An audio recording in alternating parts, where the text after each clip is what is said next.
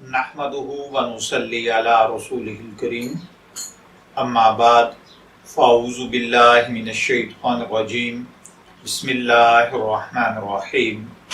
अस्सलामु अलैकुम dear viewers, आपके फेवरेट रूहानी चैनल शऊर इन्फो से मैं हूं प्रोफेसर शब्बीर अहमद।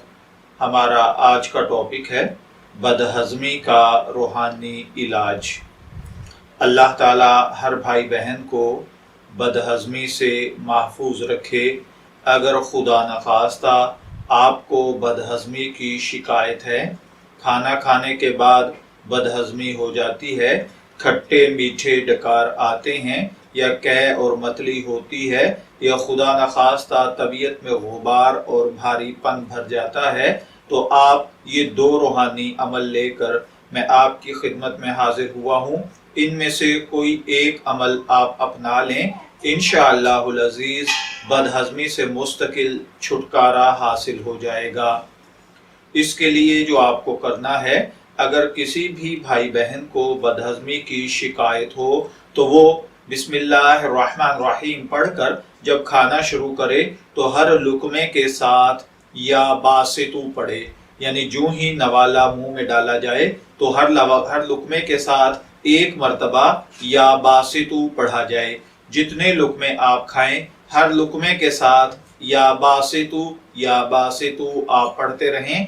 इंशाअल्लाहुल अज़ीज़ इस खाने के साथ आपको बदहज़मी की शिकायत नहीं होगी। चंद दिन मुस्तकिल ये करने से बदहज़मी से आपको मुस्तकिल निजात मिल जाएगी। और दूसरा अमल ये है कि खाना खाने के बाद आप अपने दाएं हाथ के साथ अपने पेट पर आप हाथ को फेरिए, पेट को सहलाइए और 3 या 4 मिनट तक मुसलसल आप बिला तादाद या बासितु पढ़ते रहिए। इंशाअल्लाहुल अज़ीज़ चंद दिन के इस अमल के साथ बदहज़मी की शिकायत हमेशा के लिए ख़त्म हो जाएगी। मैं दुआ गो हूँ अल्लाह ताला हर भाई बहन को बदहज़मी से महफूज रखे। इजाज़त चाहेंगे, फिर मिलेंगे किसी नए रूहानी टॉपिक के साथ। तब तक के लिए अल्लाह हाफिज।